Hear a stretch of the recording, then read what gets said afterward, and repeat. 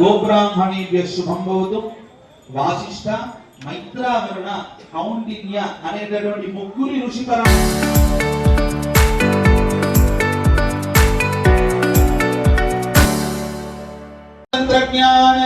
శ్రీ వైష్ణవాన్ గంధ పుష్పబలతాంబూల దక్షిణాక్షదాని విహితో సహిత్వా.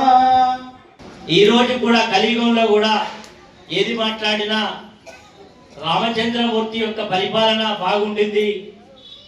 రామచంద్రుడి యొక్క పరిపాలనలో వర్షాలు, న్యాయం, ధర్మం ఎప్పుడు కూడా విరజిల్లినటువంటి మాట ఈనాటి కూడా చెప్పుకుంటాం. రామరాజ్యం కావాలంటాం, రామరాజ్య స్థాపన జరగాలంటాం.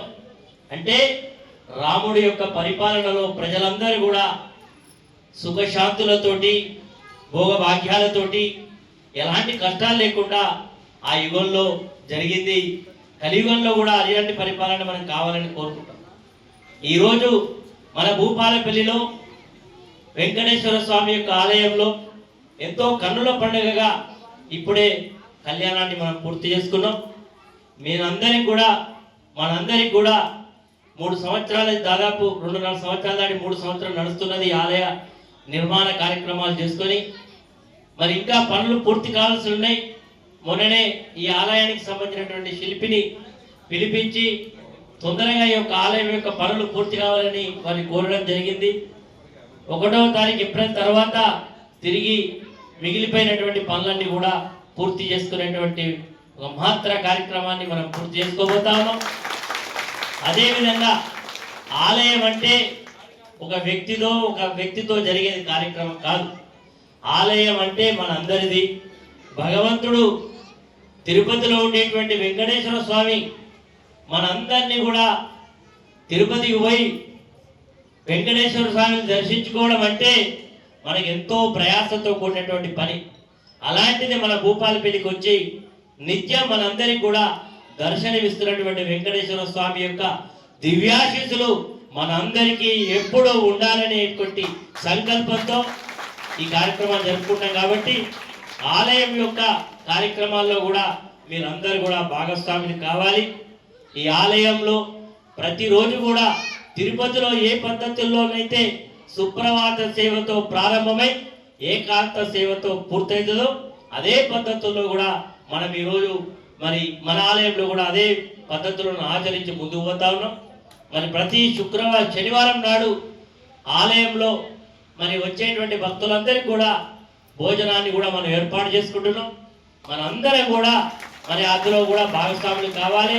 ఈ ఆలయంలో మనందరం కూడా హైందవులుగా, హిందువులుగా జన్మించినప్పుడు మనం కూడా మన ఆలయాలను, మన సాంప్రదాయాలను భవిష్యత్ తరాలకు, నేటి తరాలకు కొనసాగింపుగా ఉండాలంటే మనందరం కూడా ఈ తరానికి నేర్పించాల్సినటువంటి అవసరం ఉన్నది.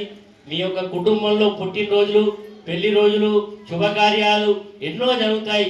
మనం ఇంట్లో 10 మందికి పెడితే మన కుటుంబానికి పెట్టినట్టు అవుతుంది.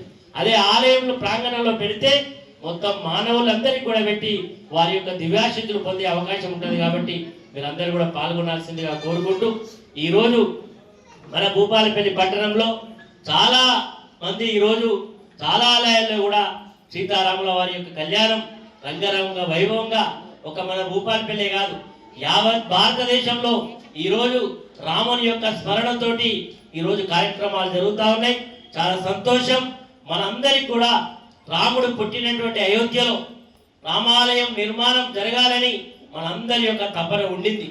కానీ చాలా సంవత్సరాలు కోర్టుల్లో కేసులు ఉండడం వల్ల సాధ్యం కానిది మన కోర్టులో కేసు రావడం, మనకు అనుకూలంగా రావడం, మొన్ననే ఈ మధ్య కాలంలోనే రామాన్ని యొక్క ఆలయాన్ని మరి అక్కడ అయోధ్యలో ఏర్పాటు చేసుకోవడం జరిగింది.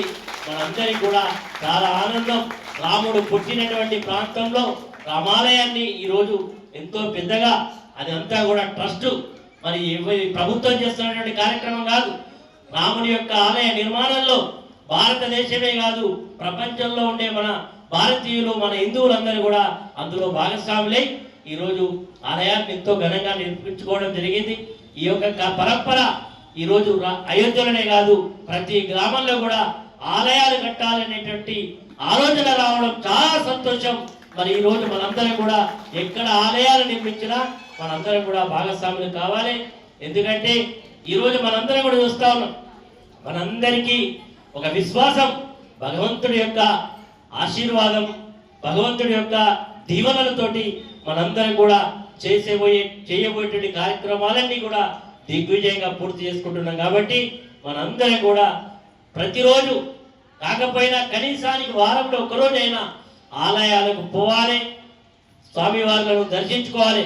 రామాలయం కావచ్చు, వెంకటేశ్వర ఆలయం కావచ్చు, మరి ఏ ఆలయంలో ఉంటే ఆలయంలో, ఆంజనేయ స్వామి ఆలయం కావచ్చు, మనందరం కూడా క్రమం తప్పకుండా ఆలయంలోకి వెళ్ళి భగవంతుడి యొక్క దర్శనం చేసుకోవడం ద్వారా మనకన్నీ కూడా శుభాలు కలుగుతాయనేటువంటి విశ్వాసాన్ని పొందాలని కూడా మనస్ఫూర్తిగా మిమ్మల్ని అందరూ కూడా కోరుకుంటూ, ఈ పవిత్రమైనటువంటి మరి ఈరోజు మనందరం కూడా ఈ ఆలయ యొక్క సన్నిధిలో రావడం, ఇప్పుడే కళ్యాణాన్ని ఎంతో గొప్పగా పూర్తి చేసుకోవడం చాలా సంతోషం. కళ్యాణం అయిన తర్వాత వచ్చినటువంటి భక్తజనులందరికీ కూడా మనం పెళ్లికి పోతాం. పెళ్ళైనకి ఏముంటుంది? విందు భోజనం ఉంటుంది.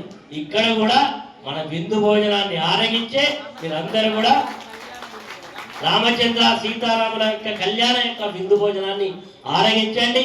మీరందరూ కూడా మరి పెళ్లి అయిపోయింది కదా, ఇక భోజనం ఇళ్ళకి అనకుండా అందరం కూడా విందు భోజనంలో పాల్గొని